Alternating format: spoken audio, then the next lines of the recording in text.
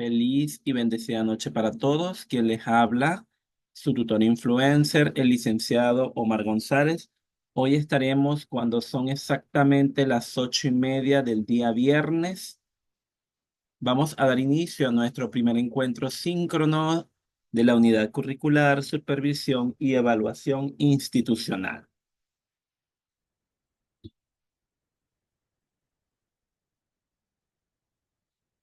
Quiero darle la más cordial bienvenida. Nuestra agenda para el día de hoy es conocer e interactuar por primera vez en este encuentro, darle la más cordial bienvenida, agradecerles que estén conectados en este encuentro, que tengamos la oportunidad de ampliar sobre el contenido, sobre la actividad evaluativa que van a desarrollar y cada uno de los elementos que están presentes en esta primera unidad. Primero vamos a hablar de la supervisión y evaluación y es importante destacar que es una de las acciones más importantes en todo sistema, indistintamente si es sistema organizacional, educativo, clínico, siempre la supervisión y evaluación es un elemento importante, pues se trata de evaluar y orientar de forma sistemática el trabajo y el desempeño del personal que se ubica en cualquiera de esos espacios, así como los especialistas en busca del mejoramiento de las actividades y el logro de los objetivos. La misma debe realizarse de manera organizada y efectiva utilizando metodologías activas, claras y precisas. El propósito de esta unidad curricular es estudiar las terminologías básicas de la supervisión y los principios esenciales en cada uno de sus roles, con la finalidad de comprender su importancia dentro de una organización. Fíjense que este primer núcleo temático se estructura en los siguientes temas: la definición, la evolución, las implicaciones de la supervisión como una necesidad organizacional, los métodos, técnicas y estrategias de la supervisión, cuáles son las principales características y objetivos de la misma, los principios de la supervisión, la evaluación en la supervisión, los tipos de supervisores, sus roles y los estudios de casos con referencia a lo mismo. Entonces, sin más preámbulos, vamos a continuar con el desarrollo del contenido programático. Fíjense que la Real Academia establece que la supervisión es una acción y efecto de supervisar, como ejercer la inspección en trabajos realizados por otros. A este concepto también podemos agregarle lo que establece Fernández en 1997, que señala que la palabra supervisión procede del latín super y vider, que significa ver por encima, y que en los diccionarios se define como la actividad de vigilancia e inspección superior de una actividad. Ampliando más el concepto, podríamos añadir un aspecto más, y es que tenemos que la supervisión es un método secundario o auxiliar al tratarse de un procedimiento estrechamente ligado al ejercicio profesional, habiéndose convertido en las últimas décadas en un pilar de la acción institucional. Los objetivos de la supervisión pueden variar según se trata de un tipo u otro de supervisión. Es decir, como objetivo general común tienen contribuir al perfeccionamiento de la práctica profesional y a una mejor satisfacción en el ejercicio de la profesión. Fíjense que los cuatro objetivos básicos de la supervisión son la enseñanza y formación permanente, el ofrecimiento de servicios de calidad, la socialización del profesional y elevar el nivel teórico y práctico de las actuaciones de cada uno de los trabajadores. Entonces, la supervisión y la evaluación son una herramienta que permite el monitoreo permanente de los procesos dentro de una organización. A través de esta se recolecta de manera sistemática datos que son aprovechados para proporcionar información a la administración y los interlocutores de una iniciativa de desarrollo sobre el progreso realizado en la consecución de los objetivos de una organización. La supervisión y la evaluación permiten la toma de decisiones proactivas, y esta toma de decisiones es por parte de los responsables de una organización o de un programa. La supervisión y la evaluación cumplen funciones distintas, pero relacionadas entre sí, es decir, son elementos que van de la mano. En algunas ocasiones se le nombra por igual, sin embargo, cumplen funciones diferentes, pero de manera complementaria. En el caso de la supervisión, ayuda a detectar patrones y tendencias inmediatas que son útiles para gestionar la implementación de los programas y se centra a su vez en los resultados inmediatos e intermedios. La evaluación se enfoca más a los resultados a largo plazo, como el progreso hacia la consecución de efectos u objetivos de largo plazo. Requiere un marco temporal más amplio y un examen más específico. Esto puede llevarse a cabo a través de evaluaciones. Fíjense que también la UNICEF en 1998 señala que en el contexto actual los objetivos de la evaluación son específicamente la solución de problemas y toma de decisiones. Y en este caso es muy buena herramienta para recoger información, para entender por qué un programa o proyecto no está logrando los objetivos predefinidos y también para ver qué se puede hacer para corregir las debilidades y fortalecer los aciertos. Por otra parte, habla de la responsabilidad positiva y la excelencia. Entonces, su objetivo no es controlar los errores y castigar a las personas, sino por el contrario, detectar problemas para mejorar la eficiencia, para mejorar la eficacia, para mejorar la pertinencia y, por supuesto, para garantizar la sostenibilidad. De igual forma, nos habla de la construcción del conocimiento y la capacidad. Es decir, una de las principales tareas de la evaluación es producir conocimiento para poder utilizarlo en la toma de decisiones y planificación estratégica. De igual forma, también un elemento importante a resaltar, el aprendizaje y cambio institucional y la planificación estratégica. Fíjense que en la concepción de la evaluación como un proceso o una función de aprendizaje institucional y de planificación que debe ser estratégica, está siendo aceptada tanto a nivel mundial como en el mundo académico. Por otra parte, fíjense que la evaluación institucional tiene grandes bondades, como lo señalan los autores que ustedes pueden encontrar y consultar en el aula virtual. Por ejemplo, edifica pertenencia porque propicia y estimula lo que llama la nostridad. Estimula el compromiso porque involucra a todos y los convierte en protagonistas. Mejorar la calidad tanto de las prácticas educativas como las prácticas organizacionales, y esto para contribuir al desarrollo institucional y profesional. Por otra parte, también incrementa el desarrollo induciendo nuevas formas de reflexión, tanto individual como colectivas. Tiende a ser, fíjense, democrática porque la información recabada es compartida por todos y para todos de modo flexible y abierta a posibles modificaciones. Y también no suele ser sinónimo de rendir cuentas, sino más bien de la revisión de las propias actuaciones profesionales para futuras mejoras. Es decir, en función de todo esto, podemos generar un cambio institucional. Es decir, es necesario evaluar y esta se debe concebir como un agente de cambio y de transformación, en una convicción de que son los propios funcionarios de la institución los que generan el cambio y a través de un pensamiento crítico, fíjense, un pensamiento crítico, la honestidad y la transparencia en su trabajo puede mejorar y fortalecer los procesos. Otro elemento importantísimo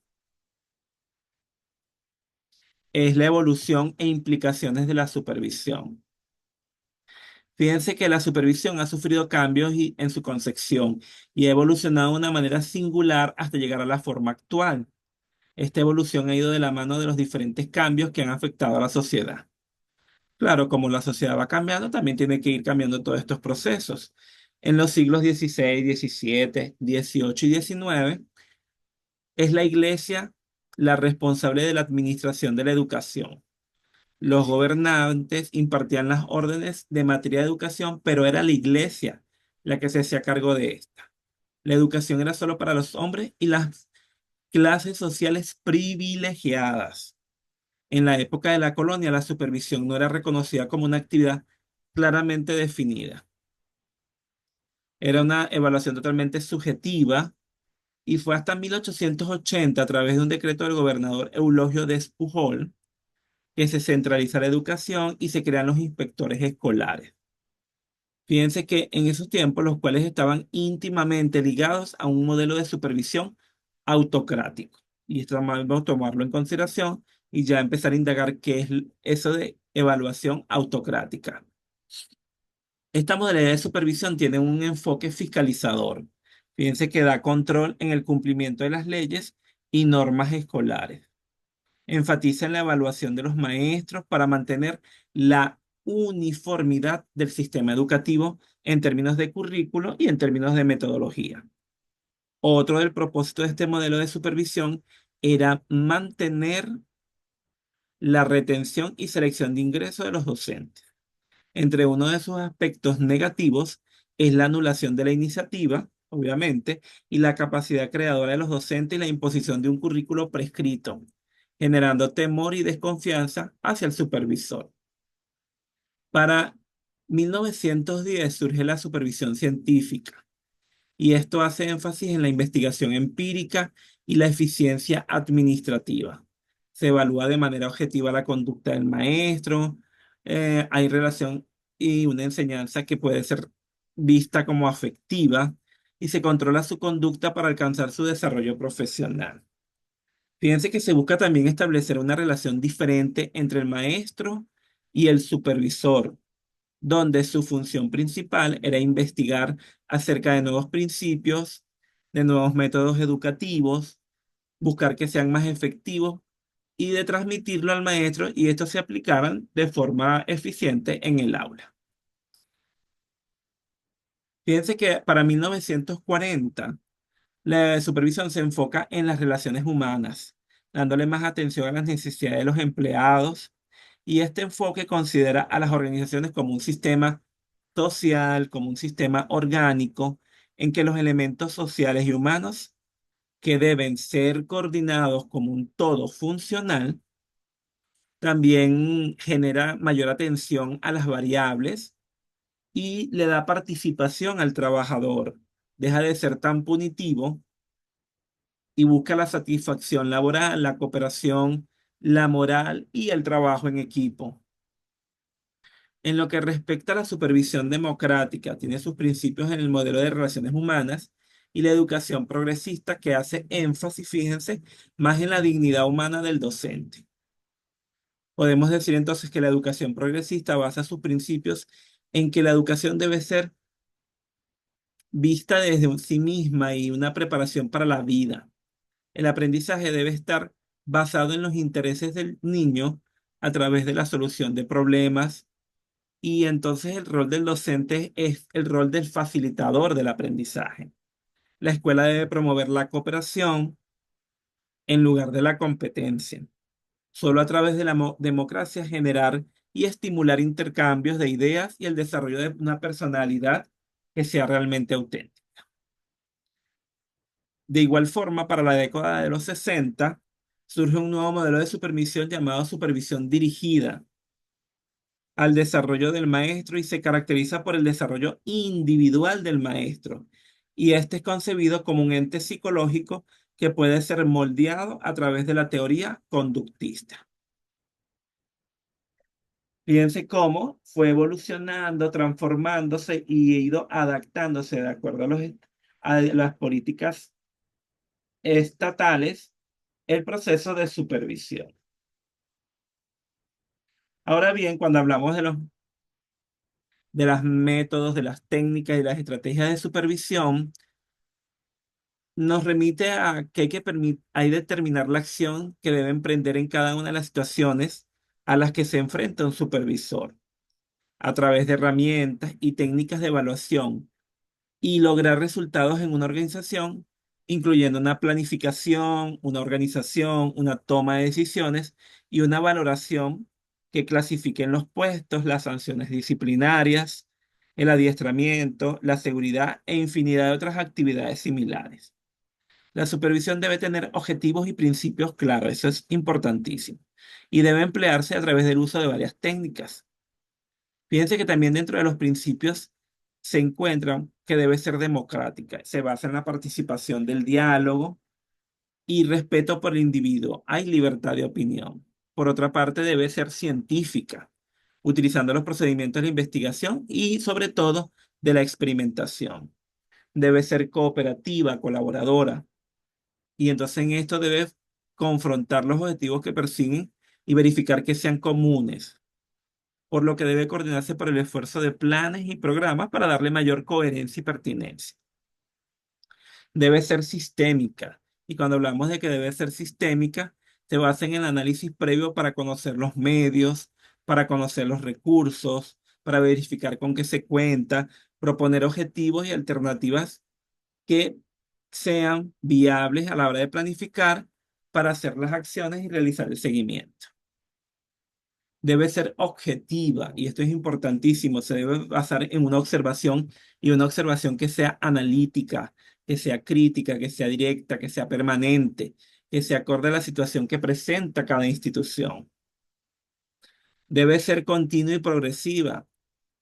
Esto permite que haya un acompañamiento continuo que se puede evolucionar de acuerdo a las necesidades y las circunstancias. Debe ser orientadora. El supervisor debe estar capaz o debe ser capacitado para dar las recomendaciones adecuadas a la situación y a los requerimientos que se presentan ante situaciones cotidianas o situaciones diarias. Debe ser importantísimo, debe ser humana. Las relaciones que se dan entre supervisor y supervisado son las claves del éxito al respecto. Y hay autores que señalan que, bueno, en la forma en que el supervisor se comunique con el supervisado y con todas las personas que conforman la comunidad, va a generar una mayor empatía y mayor confianza. Debe ser, por otra parte, debe ser flexible, debe estar abierta a los cambios y debe adaptarse a la evolución social, a las necesidades de sus estudiantes. Piense que los métodos de supervisión son todos los procedimientos más amplios que otorgan un sentido de unidad a la acción supervisora, dando que los mismos en su aplicación pueden velarse o valerse en cada grupo de la cooperación de todas las técnicas. Y esto en relación a las técnicas se deben emplear de acuerdo a los casos particulares y pueden ser integradas en cualquier método. Y bueno, ¿cuáles son esos métodos más importantes? Bueno, el método científico, que debe fundamentarse en la observación del profesor en ejercicio para su orientación, para superar debilidades y para mejorar su acción educativa. El método no directo también es importante aplicarlo porque consiste en la no directividad en la supervisión. Y esto a su vez genera un estímulo y amplias oportunidades para que cada uno de los participantes de ese proceso tome conciencia de su desempeño y encuentre por sí solo los caminos necesarios para qué, para mejorar su actuación. Método de facetas múltiples o método mixto. Esto permite que haya diferentes técnicas de supervisión en función de qué, de las características de cada situación y de las características de las personas que actúan. El método de ayuda interpersonal es una labor integrada del supervisor y del docente, con miras al perfeccionamiento de la acción docente, o sea, del hecho educativo. De igual forma está el método clínico, que tiene una doble función, que realiza junto al profesor en actividad y busca orientar, ¿para qué? Para que la supervisión minimice las debilidades y por otra parte previene nuevas fallas.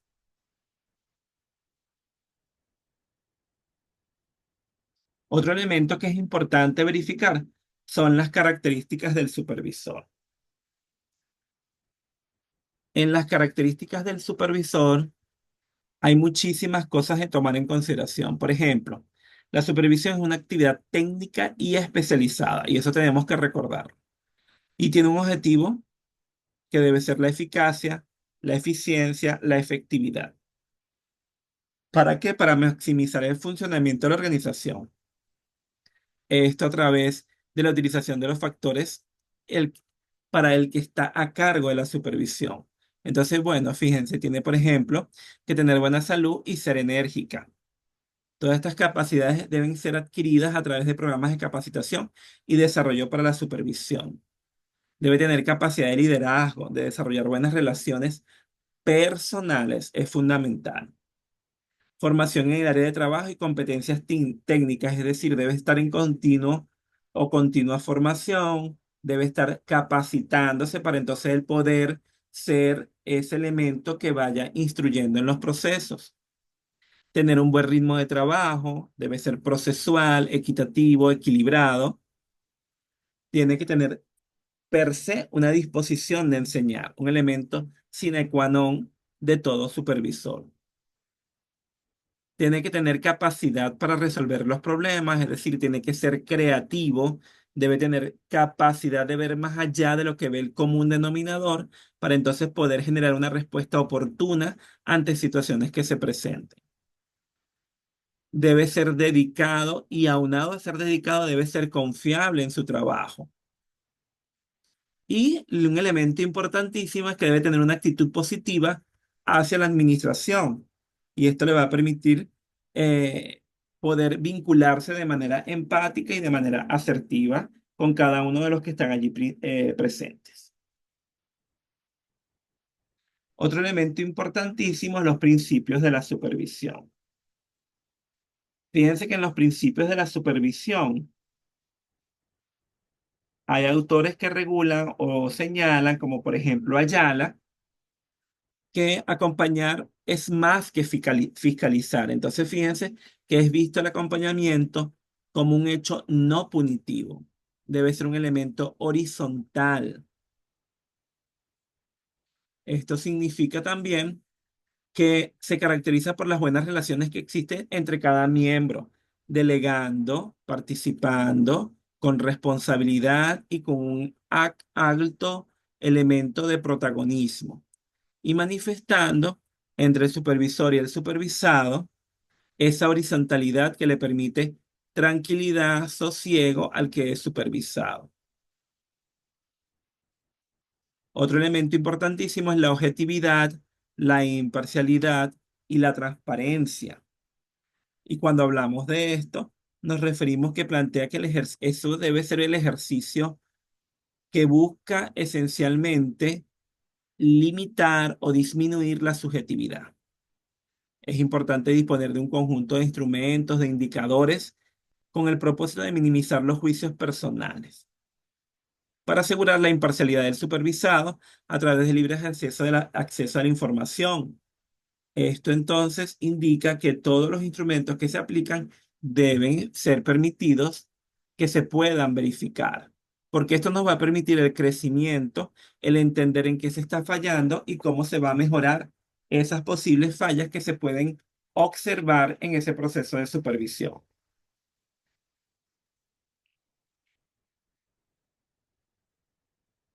Fíjense que también debe ser profesional especializado, porque esto le va a permitir prestar una mayor atención al tema y ser más prosecusual en todos los procesos.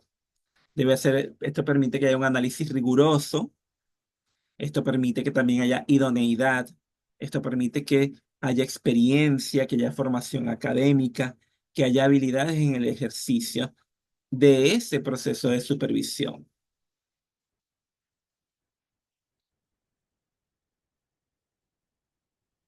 Otro elemento importante es la evaluación de la supervisión. ¿Por qué? Bueno, porque la evaluación de la supervisión es una función genuina de la supervisión. Se debe ser por excelencia la razón de ser de este cuerpo especializado y se asimila con mayor frecuencia con la supervisión o la inspección. La evaluación se considera la valoración permanente de una organización para mejorar, para reforzar los aspectos positivos, para mejorar aquellos aspectos que haya que mejorar y que así lo requieran, para realizarse la evaluación de modo continuo, lo que permite esto ajustar también continuamente el sistema formal y la institución sea más real en sus procesos. Por otro lado, el supervisor, aunque buen conocedor del centro, mantiene la distancia suficiente como para llevar cada evaluación de forma formal, de forma profesional, colaborando y asesorando en las internas o evaluaciones institucionales.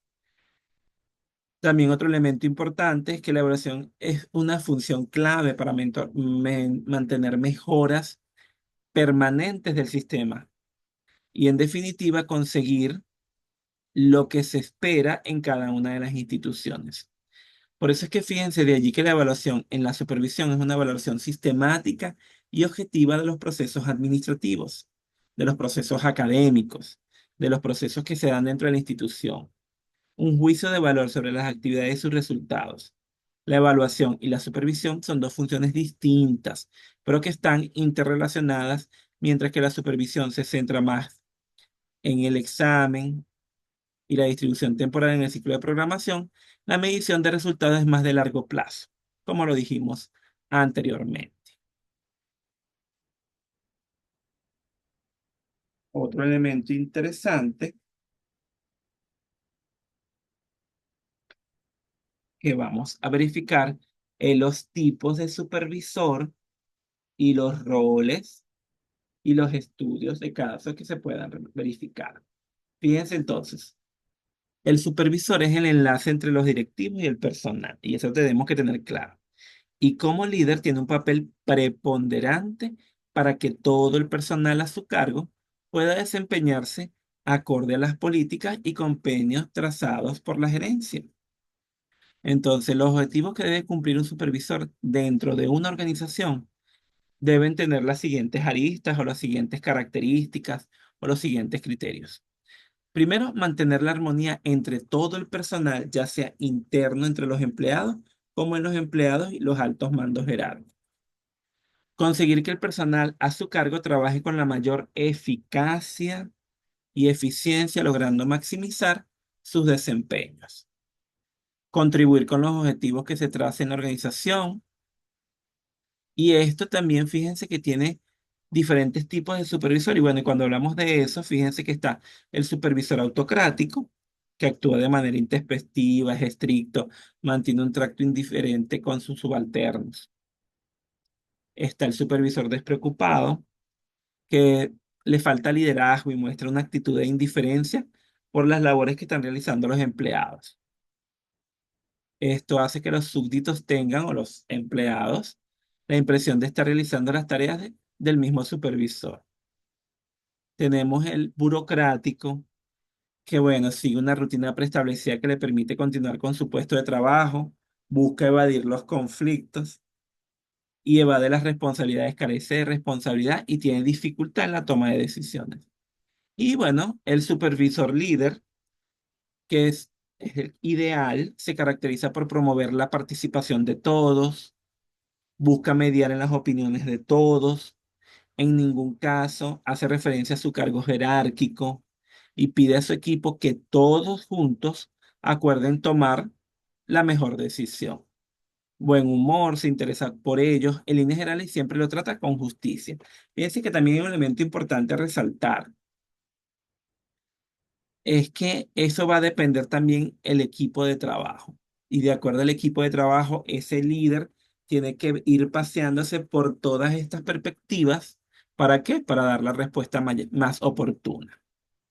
También es importante destacar que las labores del supervisor es saber manejar y administrar los procesos de una organización. ¿Para qué? Para la mejora del desempeño de la seguridad de los empleados que tiene a su cargo. Miren, grosso modo, este es el contenido de la primera unidad. Hasta ahora, ¿alguna pregunta, algún interrogante, alguna duda que tengan al respecto? Vamos a dar 2 minutos para eso.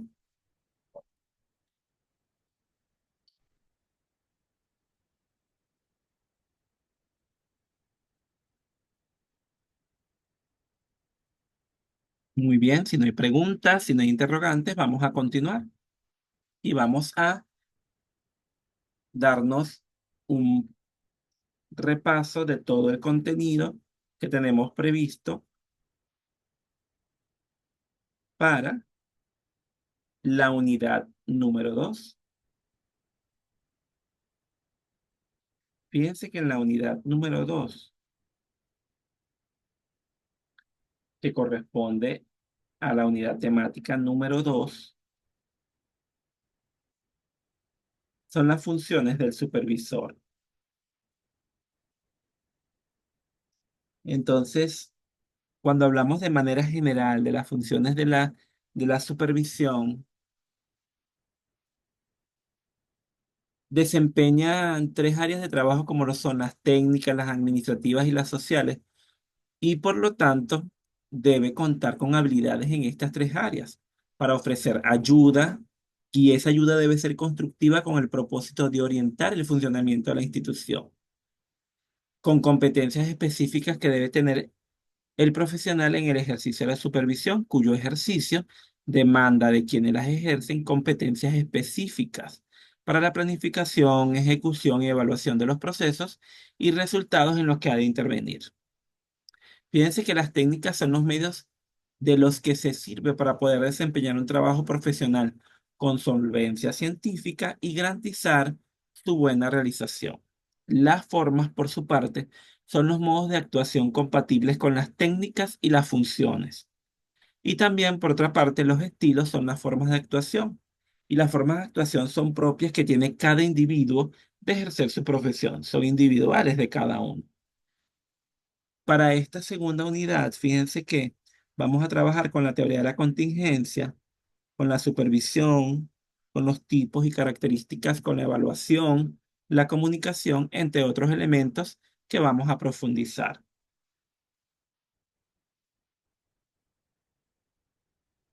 Entonces tenemos por allí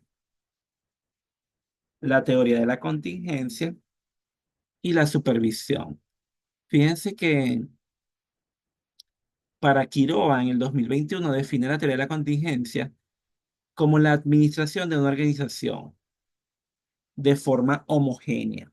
Es decir, cada organización funciona de forma única, por lo que el éxito de la aplicación de las técnicas administrativas dependerá de las situaciones del ambiente interno y externo de cada una.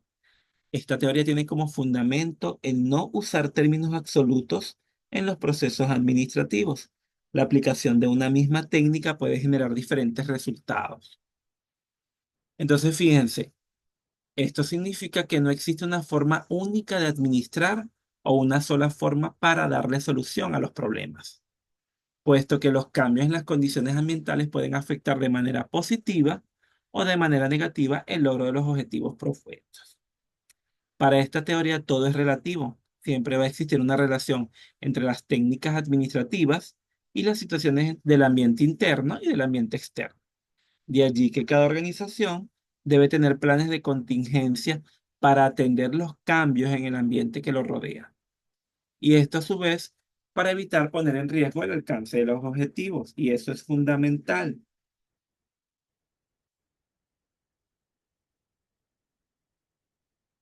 ¿Cuáles son las características de la teoría de la contingencia? Bueno, fíjense. Podemos destacar que el ambiente externo de una institución es el factor más importante, por lo que debe primero investigar y analizar cuáles son los cambios que se producen afuera para posteriormente estudiar los aspectos del ámbito interno. Por otra parte, la estructura organizacional debe ser flexible y adaptarse al ambiente, es decir, se debe establecer una relación funcional entre las técnicas de la administración y los cambios del ambiente. Los cambios ambientales también funcionan como variable independiente, es decir, las técnicas administrativas son variables independientes y buscan equilibrar las condiciones del ambiente interno y externo de la empresa. Otro elemento de la teoría de la contingencia es que busca el equilibrio entre el entorno externo e interno. Porque, bueno, con el objetivo de obtener el máximo de beneficio de las situaciones del ambiente que ayuden a lograr el éxito en el funcionamiento de la empresa. Asimismo, otro elemento importante a resaltar es que existen factores generales y específicos. Los factores externos que afectan a una organización pueden ser generales y específicos porque están los elementos legales, los elementos políticos, los elementos económicos, los elementos tecnológicos, los elementos demográficos, los elementos culturales, los elementos ecológicos, qué sé yo, mientras que los factores externos específicos o de tarea pueden ser ciertos porque son de la empresa. de las personas que afectan de manera particular a la organización. Ahí pudiéramos nombrar, bueno, los proveedores, los clientes, los competidores, las entidades regulatorias, entre otros. Ahora bien, ¿cuáles son los principios de la teoría de la contingencia? Que esto también es importantísimo conversarlo. Entre los principales y más importantes podemos destacar el principio de la no universalidad, y eso es que todos los principios que rigen una organización se definen en función del ambiente o entorno en que se desenvuelve. Y el otro es que se tiene que integrar de forma más eficiente los factores tanto internos como externos. ¿Por qué? Bueno, porque cada institución se debe adaptar a los cambios que se producen en el entorno externo, por eso los aspectos internos deben responder de manera eficiente las condiciones externas. Ahora bien, también pudiéramos hablar de la importancia de la teoría de la contingencia. Entonces, fíjense que la importancia de la teoría de la contingencia es que remite a la toma de decisiones en las instituciones. Esta busca responder de forma más asertiva a las situaciones cotidianas, a eso que se enfrenta la organización y, por consiguiente, al alcance de sus objetivos. Por otra parte, busca comprender cómo funciona la relación del sistema y de los subsistemas que conforman la organización. Por ello, relaciona a las organizaciones con el ambiente y las considera como variables que se interrelacionan. Claro está, no se puede pretender o no se prende seguir un patrón único en el modelo de organización administrativa, porque no se puede determinar una única forma y debe adaptarse a cada situación. Fíjense también que la teoría de la contingencia, para autores como Quiroga, señala que niega la posibilidad de que existan principios universales. Todas las decisiones y el trabajo administrativo dependerán de los cambios que se producen. También él señala que el administrador debe ser muy habilidoso para tomar decisiones ágiles y efectivas. Y el administrador se adapta a cada situación. Las técnicas deben responder a todas las situaciones que se presentan de manera independiente y en su complejidad. Otro elemento importante es la supervisión. Por ejemplo, en el caso educativo, son los tipos y las características. Y bueno, la supervisión educativa es un elemento clave en el funcionamiento de las instituciones en ese ámbito, porque a través de esta se dan orientaciones, acompañamiento y herramientas a los docentes para la calidad de la enseñanza. Plantea que la supervisión educativa es de gran relevancia, obviamente, dentro del sistema, ya que sirve de agente que impulsa el dinamismo, la interactividad, la retroalimentación constante, y del mismo modo define la supervisión educativa como un proceso continuo y dinámico. Otros autores señalan que la supervisión educativa es un instrumento de gestión que conlleva al mejoramiento del nivel de desempeño a través de las orientaciones y la asesoría que brinda el supervisor para lograr que consolidar los procesos académicos, controlar los niveles de rendimiento y asimismo también manifiesta que la supervisión es el objetivo de un proceso de dirección íntegro que coadyuva la formación permanente de docentes y directivos. ¿Desde qué? Desde la integración, desde la interacción, desde la demostración, desde la actuación consecuente. ¿Para qué? Para que se genere realmente una transformación que es paulatina, pero que es profesional. Y esto va a garantizar, bueno, un mejor desempeño en la actividad pedagógica, que es lo elemento más importante. Fíjense que desde esta perspectiva, la supervisión educativa debe ser una acción más enriquecedora y formativa. ¿Por qué? Porque va a facilitar un trato más humano con todos los agentes y todos los actores educativos, donde debe predominar que la colaboración, el asesoramiento y la ayuda continua al docente. Asimismo, va a brindar habilidades para desarrollar el trabajo en equipo, mantener buenas relaciones con el personal de la organización, genera ambiente de confianza, fomenta el trabajo armónico, la disposición del docente para dialogar con sus necesidades, fortalecer y desarrollar potencialidades en la construcción de proyectos educativos. Fíjense todos los elementos que favorecen una supervisión educativa, pero una supervisión educativa con unas características y una supervisión particular. Bien, hasta ahora, ¿alguna pregunta, alguna duda, alguna interrogante que se haya podido generar? Vamos a dar un minuto.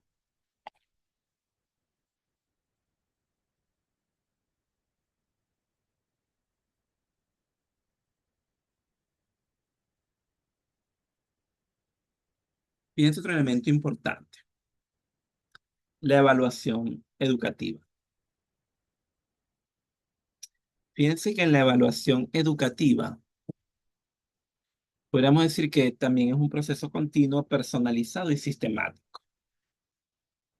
Y su objetivo es conocer el proceso de aprendizaje de cada estudiante. ¿Por qué? Bueno, porque si es necesario hacer adecuaciones que permitan a los estudiantes avanzar y garantizar un alcance de los objetivos, eso es lo que debe realizarse.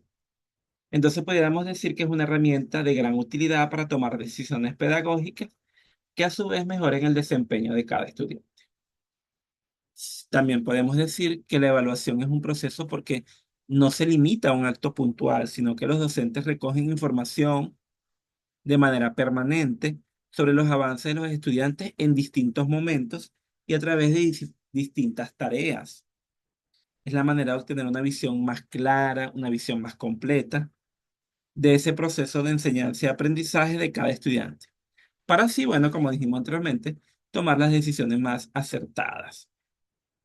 Fíjense que para los expertos en educación la evaluación es útil tanto en los docentes como en los alumnos. ¿Y esto por qué? Bueno, porque en el caso de los maestros tienen la oportunidad de comunicar a los estudiantes cuáles son los objetivos y expectativas de aprendizaje y les permite comprobar la eficacia de los métodos de enseñanza que se utilizaron. Y en el caso de los alumnos, la evaluación puede servir como motivación positiva. ¿Para qué? Para lograr un reconocimiento de su esfuerzo a través de las calificaciones, y esto les invita a revisar materiales de estudio, a consolidar y a mejorar su aprendizaje.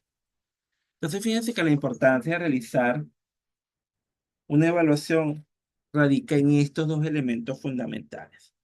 Y estos instrumentos de seguimiento y valoración de los resultados es al mismo tiempo una metodología efectiva para mejorar los procesos que se están gestando. Fíjense que en la actualidad la normativa vigente plantea la evaluación educativa desde distintos ámbitos y agentes de la actividad educativa, tales como los docentes, los centros, la idoneidad, los currículos e incluso la actividad de las administraciones educativas. Es decir, el proceso es amplio, íntegro y todos participan en ese proceso para generar que sea un proceso que realmente cumpla con lo que se espera. Podemos decir también que permite descubrir los objetivos planteados y verificar si se cumplieron o no. Y esto va a servir para replantear aquello que se ha logrado o lo que no se ha logrado en los estudiantes. Y esto a su vez permite enmendar lo que se deba que mejorar en los procesos que se vienen gestando.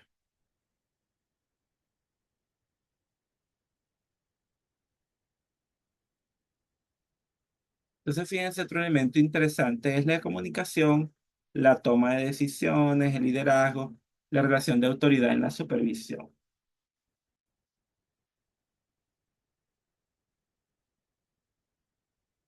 Y aquí hay varios elementos a tomar en consideración. Fíjense que la supervisión y la toma de la decisión es una de las responsabilidades más importantes del administrador. La decisión es la clave de la negociación y la asertiva selección de alternativas que depende en gran parte que que se pueda alcanzar el éxito en cualquier organización. Para la toma de una decisión se deben tomar en consideración, fíjense, primero definir claramente cuál es el problema, cuáles son los elementos a considerar para tomar esa decisión. Seguido, debemos analizar el problema, es decir, desglosar sus componentes, así como los componentes del sistema en que se desarrolla, y poder determinar posibles alternativas de solución. evaluar las alternativas, bueno, es decir, sopesar cada una y ver cuál es la factibilidad de su implementación para, y los recursos con que se cuenta, obviamente, para llegar a cabo a un acuerdo con el marco específico de la organización. Elegir entre las alternativas, ¿para qué? Para buscar la más idónea. Aplicar la decisión y en este caso es poner en práctica la decisión elegida, pues es decir, lo que se debe contar con un plan para el desarrollo de la misma. Otro elemento que es importante es la comunicación, y este es un factor clave en el proceso de la supervisión. Y esto nos permite cómo se transmite y se recibe esa información en un grupo social. Para poner en marcha los planes, se debe verificar cuáles son los elementos más eficaces de la comunicación, evitar que haya una información desvirtuada, evitar que se generen errores que puedan disminuir el rendimiento del grupo. Fíjense que la comunicación debe tener tres elementos importantes. El emisor, donde se origina la información, el transmisor, a través del cual fluye la comunicación, y el receptor, que recibe y entiende la información. Más allá de recibirla, lo interesante es que la pueda entender. Fíjense que si hay alguna falla, implica desvirtuar la información. De allí que una comunicación efectiva es clave para que el ejercicio de la supervisión pueda darse de una manera exitosa. Fíjense otros elementos importantes a tomar en consideración. En el caso de la supervisión, surge de los grupos informales de organización en los que se siguen los canales, aunque se pueden referir a la organización. Es importante que la comunicación sea clara, el lenguaje utilizado debe ser accesible para quien va dirigido, se debe permitir la integración entre los miembros, se debe aprovechar de la manera más formal posible, la comunicación debe ser efectiva. Todo plan de acción administrativo debe acompañarse del plan de comunicación para quienes resulten afectados. Debe ser moderado, la comunicación debe ser estrictamente necesaria y la más concisa, ya que el exceso de información puede accionar de manera burocrática e ineficiente. Debe darse difusión, es decir, la información debe comunicarse de manera efectiva. Y debe evaluarse los sistemas o los canales de comunicación. ¿Para qué?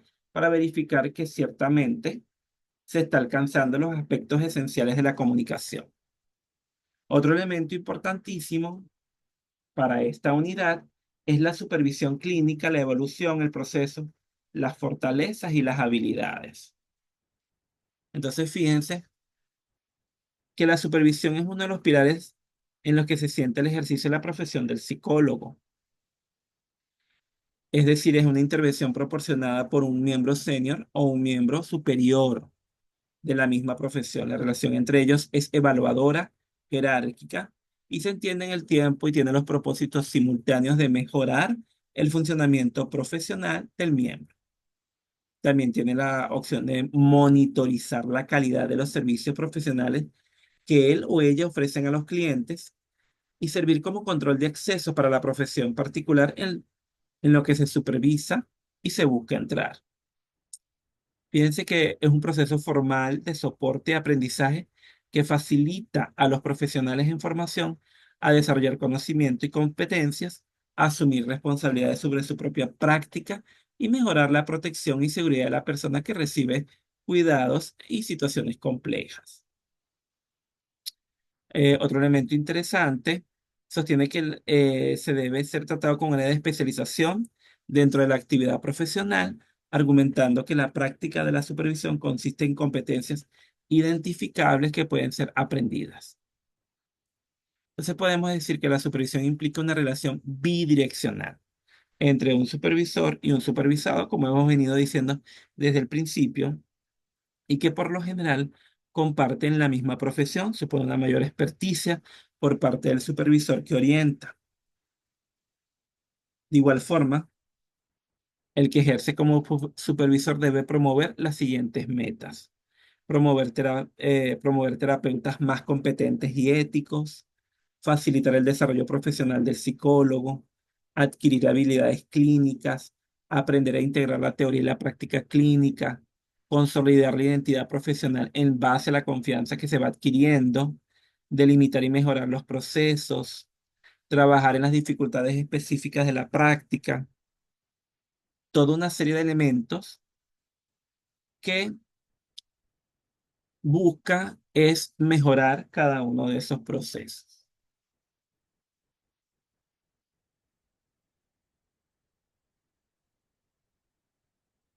Ahora fíjense que se debe evaluar también la supervisión clínica.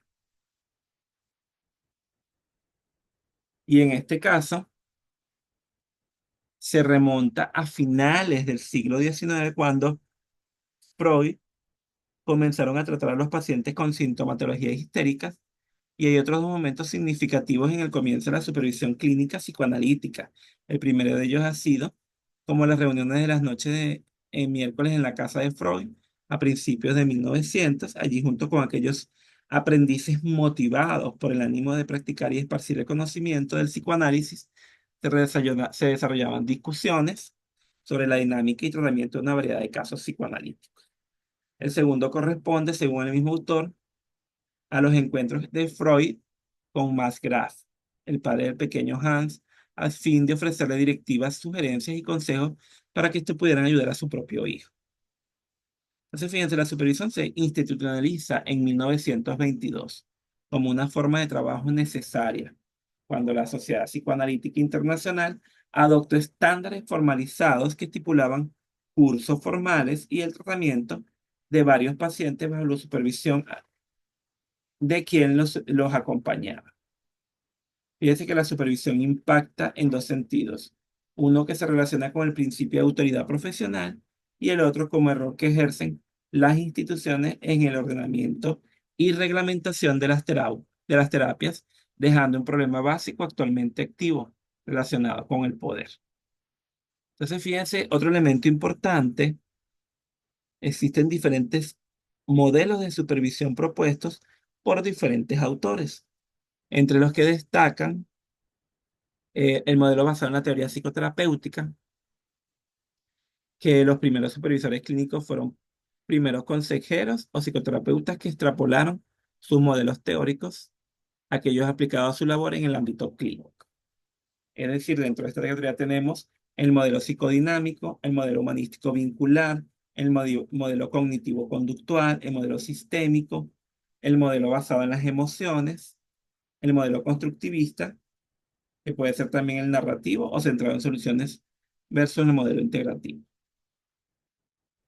En el modelo de desarrollo de la supervisión se centra o se trata de contribuciones empíricas respecto al desarrollo cognitivo de los supervisados, es decir, de la complejidad para aprender la labor profesional debido a que modelos de desarrollo son ateóricos, no se les solicita a supervisados que se comprometa a un modelo psicoterapéutico en particular.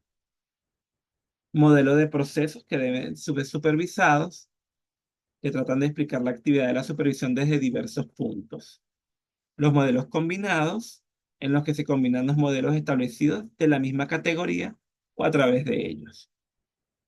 Los modelos por objetivos, que son aquellos que se han desarrollado en foco a una problemática importante, como puede ser la experiencia multicultural. Los modelos de factores comunes, los cuales se orientan a investigar los factores comunes que tienen cada individuo.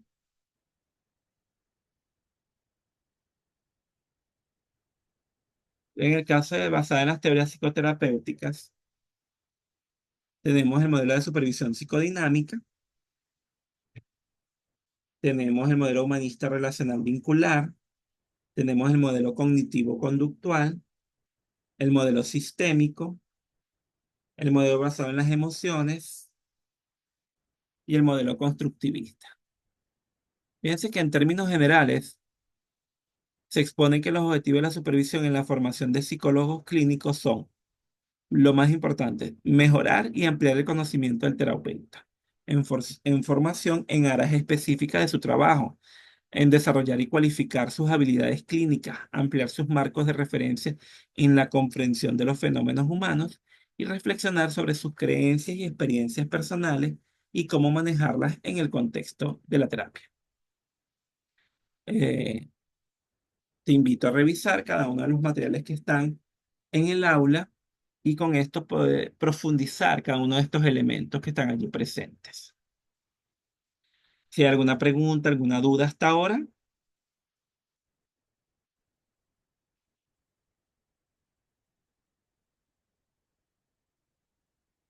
bien, gracias por haberse conectado.